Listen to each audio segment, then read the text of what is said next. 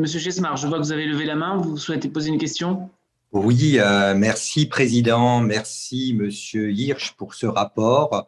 Où vous indiquez qu'une des pistes de financement non budgétaires est le développement de l'alternance, aujourd'hui peu étendue malgré son indéniable intérêt en termes d'insertion professionnelle et de financement des études aussi. Dans quelle mesure estimez-vous que l'alternance pourrait être amplifiée dans l'enseignement supérieur en particulier et dans les classes prépa, les universités également? Existe-t-il des blocages à cette extension et si c'est cela, d'où proviennent-ils? Merci beaucoup, Monsieur Hirsch.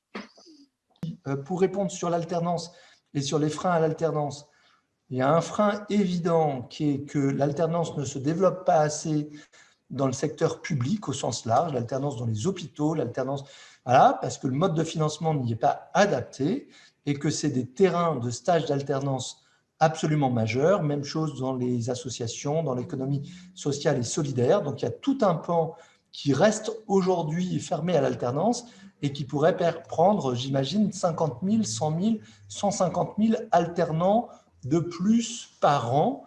Peut-être de l'alternance un peu adaptée, mais ça, c'est quelque chose, pardon pour ceux qui disent que ça dure depuis 20 ans, moi j'avais confié, quand j'étais au gouvernement, un rapport à un parlementaire sur ce sujet, et donc c'était il y a 13 ou 14 ans, et les freins ont été très peu levés depuis.